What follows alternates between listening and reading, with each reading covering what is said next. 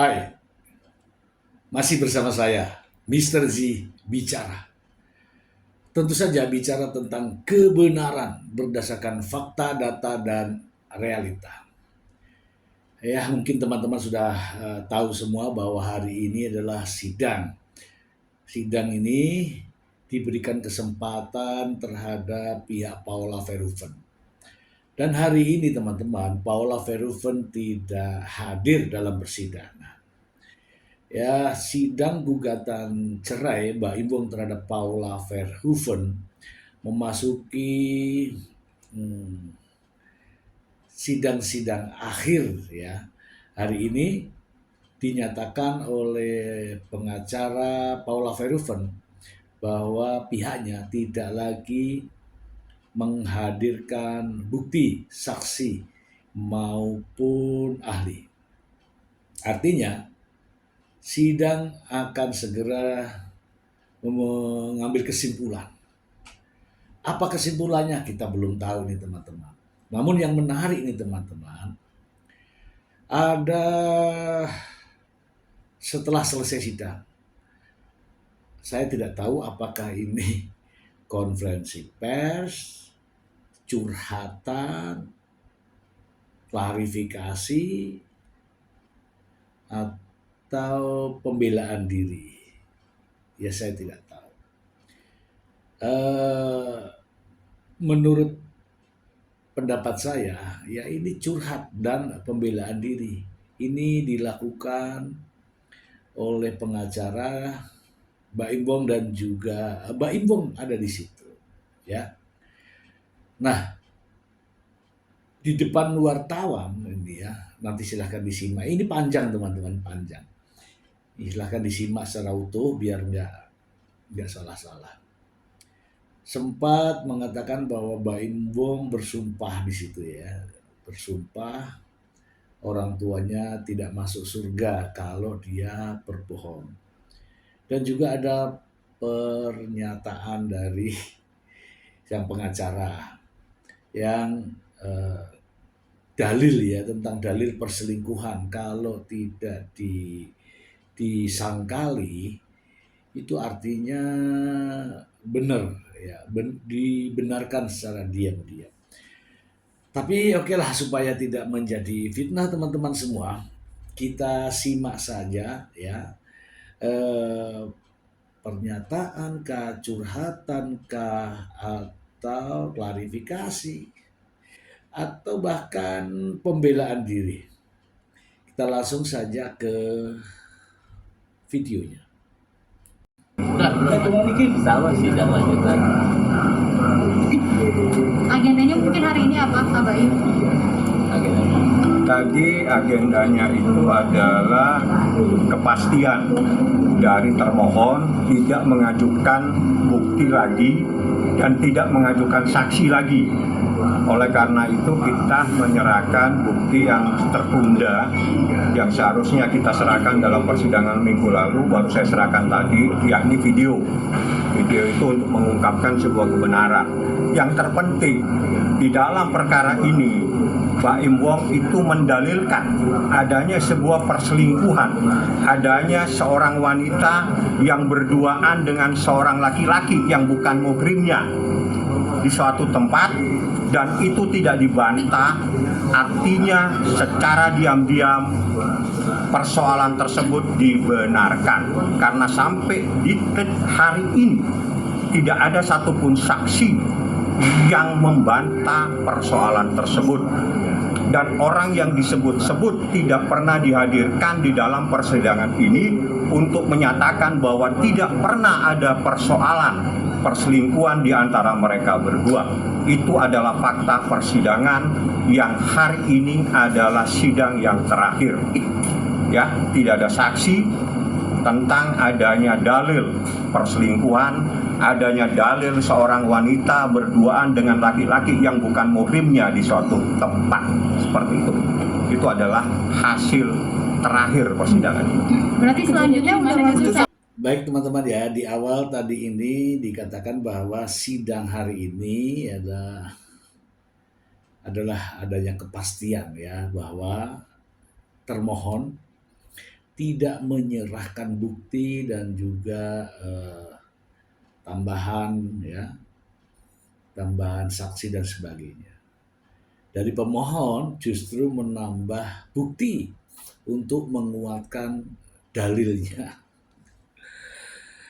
Kemudian ada kalimat terjadinya perselingkuhan, ya, kemudian berduaan di luar, ya, terhadap orang yang bukan muhrim dan sebagainya, dengan laki-laki. Aduh. Ini nampaknya mengulang kembali informasi yang lalu, ya, bahwa dalil itu kalau memang kejadian itu kan ada di mana, kapan, ya kan, buktinya mana, kan begitu. Oke, kita simak lagi ya.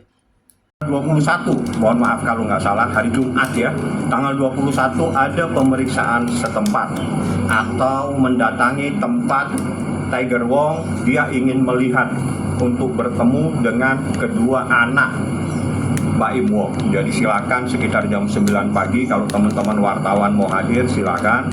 Majelis Hakim insya Allah akan hadir di sana untuk melihat tempat Mbak Im Wong, rumah yang di Delman dan rumah yang di satunya, seperti itu. Pak, kejadian CCTV itu seperti apa gambarannya? Yang mana? Situasi. Yang tadi udah, itu bukti kan. Bukti adanya sebuah pengakuan bahwa seseorang istri telah berbohong dengan suaminya. Di dalam syariat Islam, seorang istri itu tidak boleh melakukan hal-hal apalagi membohongi suaminya. Itu tidak dibenarkan menurut syariat Islam karena kita adalah orang Islam, seperti itu. Jadi istri keluar rumah pun tanpa izin suami itu tidak dibenarkan. Seorang istri tidak boleh berbohong atau melakukan sesuatu tanpa sepengetahuan suaminya. Itu melanggar syariat Islam. Itu adalah istri yang durhaka. Sidang berikutnya, ya, tadi dikatakan sidang berikutnya itu tanggal 21 Maret 2025, ya. Ya, mudah-mudahan sidang putusan lah, ya. Kemudian akan ada pemeriksaan di lokasi tempatnya Mbak Im Wong, dan tentu saja juga tempatnya Paula Verhoeven. Dan disampaikan juga di sini ada undangan, ya, undangan kepada para wartawan, silahkan untuk hadir di lokasi. Disebutkan mengenai istri berbohong, ya, istri berbohong kalau keluar rumah itu tidak bilang itu dilarang menurut syariah Islam. Ya, itu terserah, ya, dalilnya seperti apa. Yang jelas itu perkara pokok adalah perselingkuhan. Ada nggak perselingkuhan? Gitu ya. Ayo kita simak lagi. Waktu dia mengakui bahwa dia bohong dan sebagainya.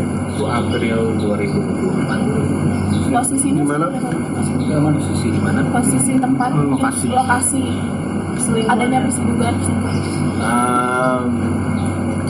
Jauh ini. Kalau itu saya nggak tahu waktunya, tidak boleh saya sampaikan. Saya hanya menyampaikan fakta, ya. Jadi gini, gugatan itu menyampaikan adanya sebuah perselingkuhan, menyampaikan adanya dalil seorang wanita berduaan dengan laki-laki yang bukan muhrimnya. Sampai detik hari ini, sejak terdaftar gugatan tersebut sejak November seingat saya, mohon maaf kalau salah, itu tidak ada satupun bantahan atau menghadirkan saksi orang yang selama ini disebut-sebut sebagai perselingkuhannya, tidak dihadirkan untuk menjernihkan, ya, untuk membantah. Di dalam hukum, dengan tidak membantah itu adalah pengakuan secara diam-diam, berarti perselingkuhan itu terbukti secara sah di persidangan ini. Kalau memang ada perselingkuhan, itu kan jelas, ya, di mana lokasinya, tempatnya, buktinya apa. Terus sebenarnya nggak perlu membuktikan Paulanya. Silakan kau yang menuduh, silakan dibuktikan. Buktinya apa? Yang relevan tentunya. Jangan katanya selingkuhnya hari Selasa, yang ditanya bilang hari Sabtu, kemudian bukti hari Minggu, udah nggak ketemu. Kita simak lagi. Anak-anak tuh kayak ketakutan gitu kan, terus dia juga nanti mama dimarahin papa. Itu gimana sih Kak Baim mungkin? Ya, kayaknya saya setahun ini ya, ini sekarang Maret ya, saya April 2024 menahan semua bukti yang ada. Kalau yang ini ya, kita akan melihat secara tuntas nanti ya tentang pernyataan kah, curhatan kah, pembelaan atau konferensi pers saya. Kita simak lengkap ya, jangan di skip ya supaya kita paham betul ya apa yang disampaikan oleh Mbak Info. Yuk kita simak lagi. Ya, dan banyak orang yang bilang salah juga. Akhirnya saya tidak pernah lagi untuk ngomong apapun di media. Sebenarnya saya juga bingung ya, apa yang dilakukan Paula itu sebenarnya toh akan dibaca juga sama anak-anak gedenya. Saya yang KDRT, saya membesarkan anak supaya takut sama ibunya, sampai bingung kadang-kadang. Dan saya nggak apa-apa dengan sebenarnya kejadian ini baru ketika Kiano itu dia buka YouTube sekarang, dan ada narasi yang keluar tentang kita berdua, dan dia menanyakan sama saya di situ tidak bisa tinggal diam. Saya ngerasa harus, makanya baru sekarang saya berani untuk ngomong di depan kalian, karena ini menyangkut anak. Kalau menyangkut diri saya sendiri nggak apa-apa, tapi kalau menyangkut anak, saya akan bilang saya tidak pernah seperti itu, dan saya akan buktinya. Saya akan kasih sama kalian buktinya. Saya akan kasih. Saya akan kasih kenapa dia memanipulatif semuanya dengan bilang, cuma ada satu teman saya yang bilang sama saya, Im, kenapa Kenzo bisa bilang nanti bapak marah? Oh, saya jelasin ya, saya ada buktinya juga ini videonya. Setiap dia ke sana dia selalu video dari dulu sampai sekarang, dan Kiano sama Kenzo didikte sama dia. Kiano kenapa? Ini ada 1 Maret baru begitu lagi. Kiano waktu itu dua-duanya nggak mau. Saya juga, Kiano jangan dibuka salam atau nggak boleh. Saya itu setiap hari selalu mau anak itu ke ibunya. Saya sampai bingung sampai sekarang di pengadilan semuanya tahu apa yang saya lakuin ke anak saya. Nah sekarang saya ketika dia video ini dia mendikte, Kiano, kok Kiano beda ya dulu sama sekarang? Saya diam aja pada 1 Maret. Kiano, memang papa marah ya kalau misalkan Kiano sama mama selalu seperti ini. Saya ada videonya, saya akan kasih makanya. Karena buat saya ini semua benar. Semuanya manipulasi KDRT lagi. Tadi saya baru kasih bukti juga KDRT. Ini bukti saya tahan 3 bukti ini. Kenapa? Kalau dia KDRT ini dia keluar, saya akan keluarin. Dan tadi nanya bukti apa ini? Ini 3 bukti yang akan saya keluarin setelah dia ini. Ternyata benar. Dia ngomong saya KDRT, saya keluarin tadi di sana, ada di play selama 34 menit. Video itu adalah 1 menit setelah kejadian yang dia bilang itu adalah, saya bilang jerotin pala waktu itu. Iya, saya bilang saya tidak pernah jerotin pala dia, demi Allah saya bilang. Saya sempat sumpah Quran sama dia, dan Allah sih, sumpah Quran gitu. Gue dulu ya, sumpah demi Allah aku nggak pernah main tangan sama kamu, sumpah demi aku nggak pernah 5 tahun sama kamu, nggak pernah ngapa-ngapain kamu untuk main tangan apapun itu. Kamu berani ya? Ingat, kamu pakai hijab. Kita juga semua sudah tahu, kamu pakai hijab ketika masalah ini ada. Berani apa enggak? Yuk, ingat, kamu kenal Ustaz, dosanya gimana? Dia ngomong Juni 2024, sumpah demi Allah kamu jodoh di palaku kamu. Hah? Saya di situ di Juni 2024 bilang sama dia, Paula, ini udah gimana? Kita berdua tahu apa yang terjadi di sana. Kamu menghalalkan semua cara untuk bisa menjatuhkan aku. Mulai sekarang, nggak mau ketemu kamu sama nggak mau ketemu sama kamu lagi. Aku nggak mau untuk tidur di atas saya masih tidurin anak waktu itu, bolak-balik ke kantor. Saya nggak mau, karena kamu cuma begini aja untuk tahu kesalahan saya. Dan ini bukti sudah ke pengadilan, dan tadi saya juga nggak ngomong. Tapi karena ini sudah blow up besar banget, dan saya sudah minta izin keluarga saya, boleh nggak saya boleh main? Kalau saya ini no comment ya, karena ini muncul kalimat-kalimat semacam ini setelah Paula Verhoeven mengungkapkan apa yang terjadi. Saya no comment, saya anggap ini sebagai curhat, ya seperti biasa, curhat Baim kepada sahabat-sahabat Baim begitu, ya. Videonya mungkin salah satu saja kita mau kirim, ya. Udah Biar kemarin Baim ya? kirim, silakan kalau mau di. Boleh Pak, itu di-share. Ke salah satu. Boleh. Saya udah bilang, karena ini menyangkut nama saya juga, dan Ada yang pegang itu, nanti dikirim ya. Silakan. saya juga Share aja rame-rame. saya juga sedihnya ketika pengadilan pun Paula sempat ngomong, Pak, iya teman-teman lo itu sekarang gue siapa yang Paula di pengadilan ini aku nggak ngomong, aku masih jaga sama baik kamu. Itu semua notabene teman aku tinggal telepon, aku kasih semua buktinya. Kok semua jadi kebalik-balik seperti semua itu kebanggaan buat dia. Sampai sekarang saya bingung, saya tidak, ini bukan masalah, udah bukan anak lagi, dia memperjatuhkan saya dengan semua manipulatif ini. Dan semua bukti juga udah ada kok pengadilan. Kenapa harus sampai keluar begini, dan nanti anak saya juga baca. Saya harus memang harus, nanti saya akan kasih pertanyaan. Apakah sampai muncul rasa ketakutan anak itu gimana sih? Itu kan membatasi dia. Itu yang saya bingung sampai sekarang. Iya loh, kalau ketemu Paula takut banget apa yang dia lihat. Kenapa? Ini sudah ada forensik anak. Ada videonya, ada video. Forensik anak itu disumpah sama negara tidak boleh melihat kemana-mana. Dan dia melihat sendiri kondisi anak seperti apa. Dan ini anak psikis mentalnya sudah kena. Dan saya juga nggak tahu, setiap assalamualaikum Paula takut anak saya. Dan semua videonya saya nggak ingin buktikan, enggak, saya cuma pengadilan lihat. Saya nggak ngada-ngada. Saya juga nggak mau ngomong kayak begini untuk semua nanti lempar lagi, karena anak saya pasti nanti suatu saat dia udah bisa KENZO, udah bisa semuanya baca, bentar lagi dia bisa baca. Tapi saya gimana?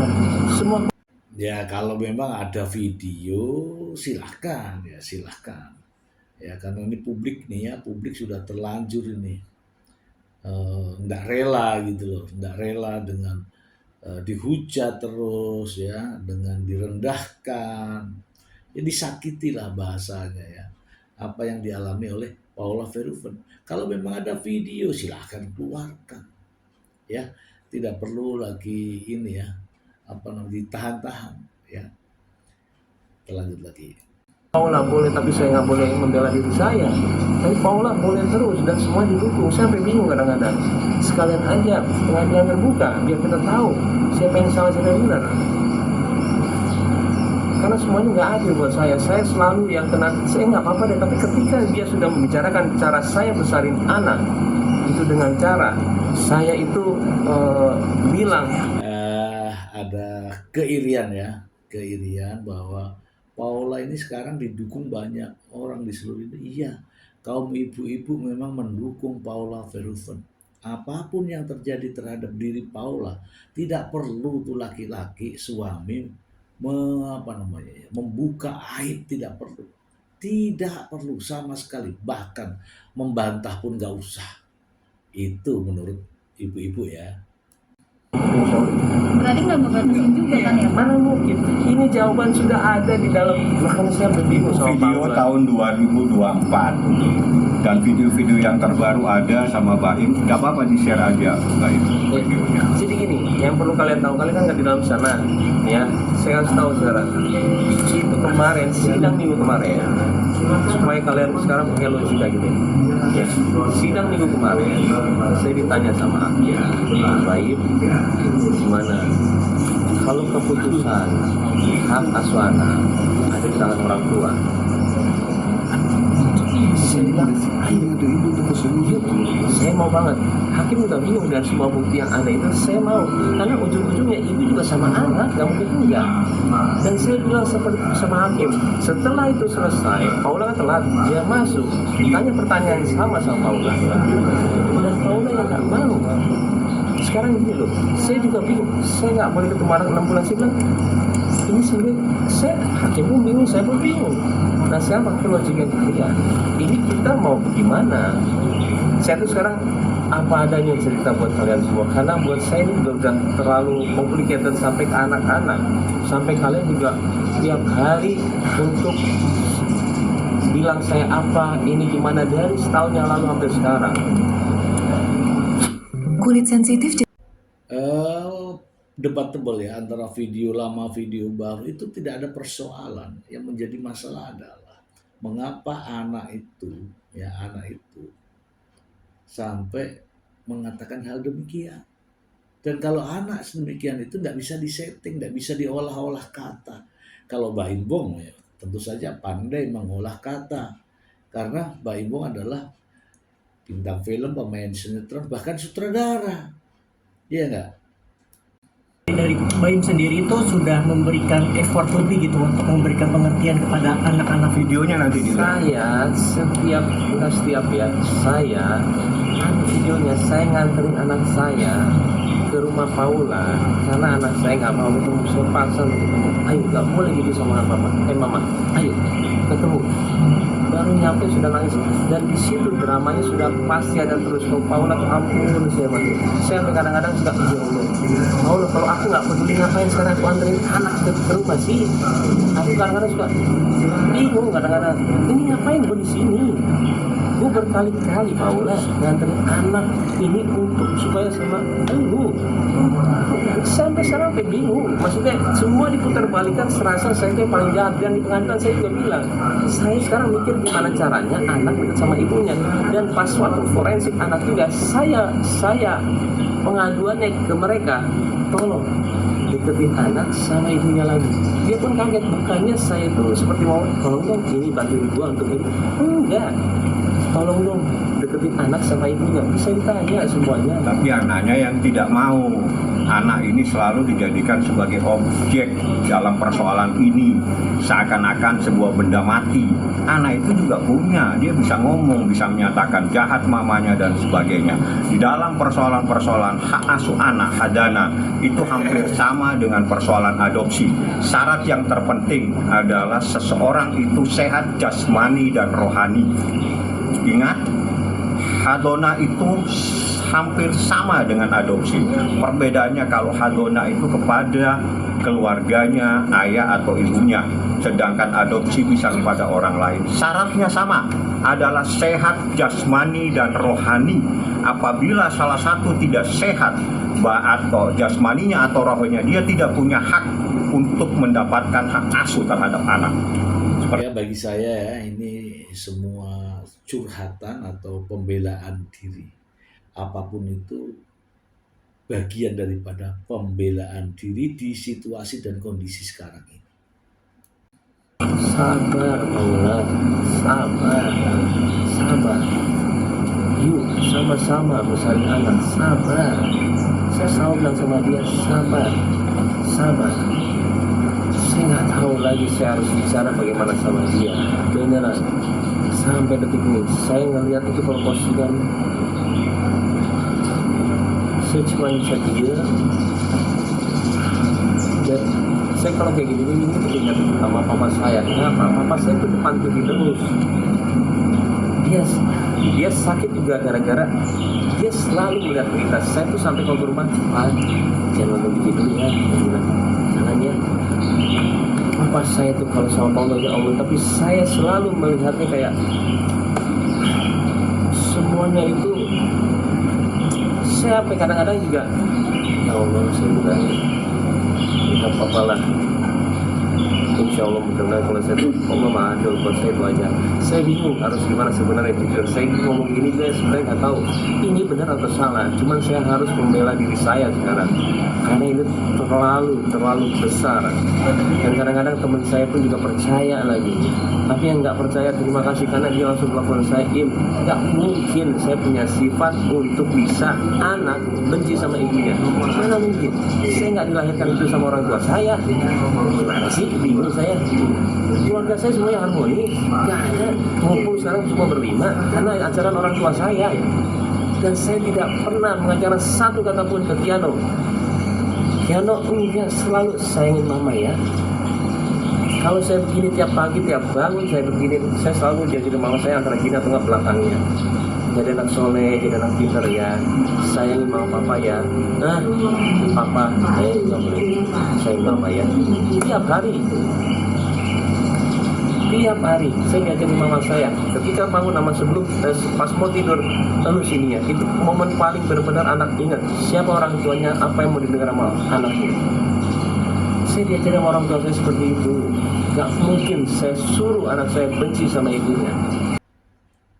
Paula dibilangi sabar, saya kira Paula, saya melihatnya hatinya sabar.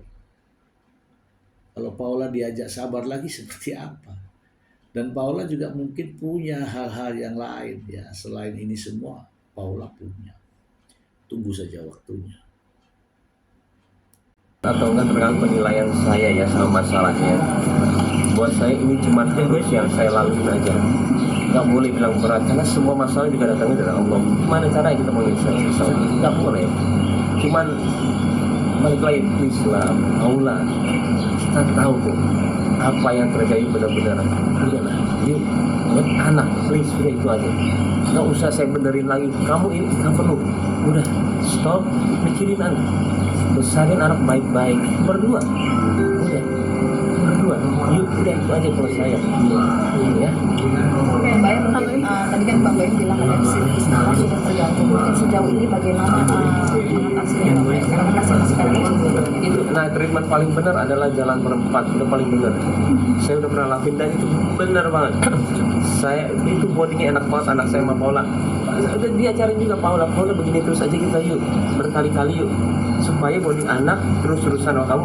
Mau tiap hari nginep sama kamu nggak apa-apa, tapi jangan bilang dong tiba-tiba nggak pernah ngelarang. Kamu bilang di luar 1 bulan nggak boleh ketemu, 2 bulan nggak boleh, 3 bulan, 4 bulan, 5 bulan, 6 bulan. Setiap orang ketemu sama dia, gue nggak boleh ketemu sama anak gue 6 bulan. Kan ya nggak gitu juga. Saya sampai yang setiap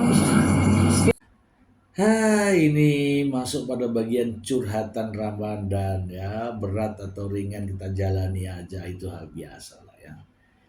Biasa. Ini saya lihat Mbak Imbong sudah mulai mulai terlihat auranya ya. Ya mungkin teman-teman bisa membaca aura itulah. Kita lanjut lagi ya. Kadang-kadang ini, tapi kalian akan mempercayai dia karena ya seperti itu. Gimana lagi?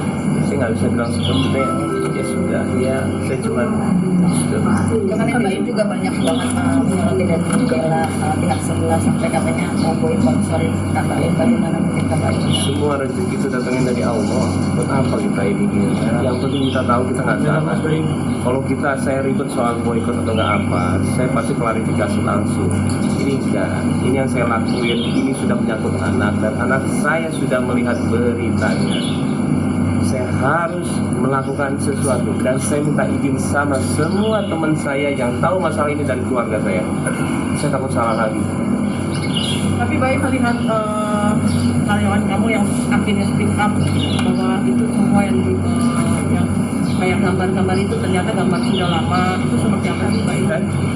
Video-video yang Sudah lama. kemarin bilang bahwa nggak boleh takut bikin apa itu ternyata sudah lama. Iya, jadi gini loh, tambah detail saya cerita mengenai ini, takutnya kalian yang tambah benci sama Maulana. Saya nggak mau juga. Tolonglah, kita juga keluarga, butuh privacy juga.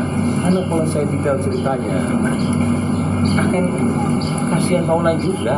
Saya nggak. Nah, diakui oleh Mbak Imbong bahwa netizen, fan ya, semua penggemar ya, penggemar Paula Verhoeven itu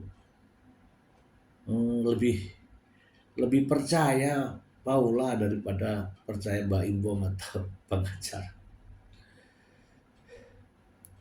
Jaga, ini adalah istri saya dulunya yang saya sayangin, dan saya nggak bisa juga keluarin itu semua.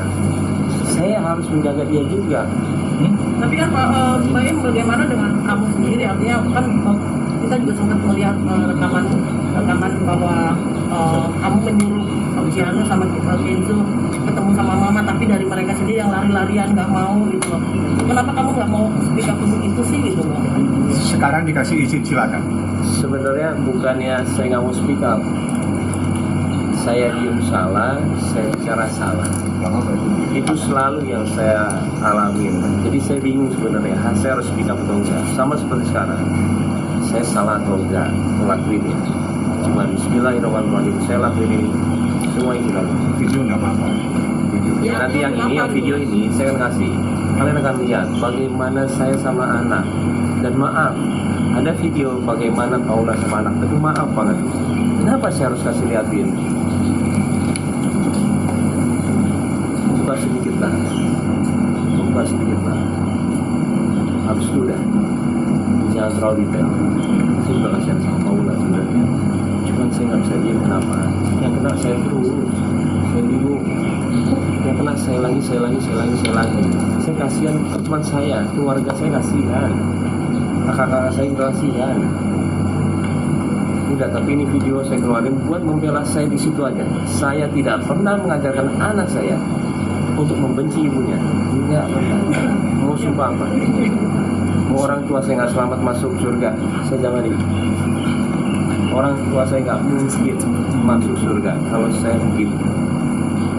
Itu udah paling tingginya saya. Di atas nyawa saya adalah orang tua saya. Saya sumpah seperti itu di depan kalian semua. Nah, ini masalahnya ya. Jika laki-laki curhat, jika laki-laki yang speak up,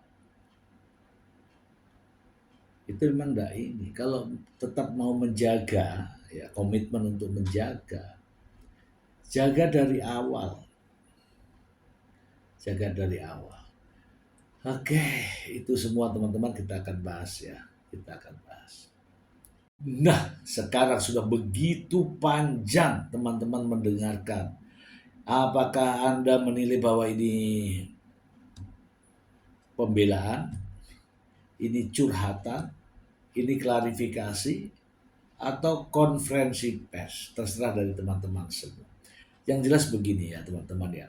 Saya melihat bahwa apa yang diucapkan oleh Mbak Imbong saat ini adalah setelah semua sudah diungkapkan di pengadilan. Dan Paula Verhoeven mengeluarkan hanya dengan satu video. Biasalah ya, curhatan seorang ibu atau keluhan seorang ibu terkait dengan bagaimana melihat kondisi anak-anaknya.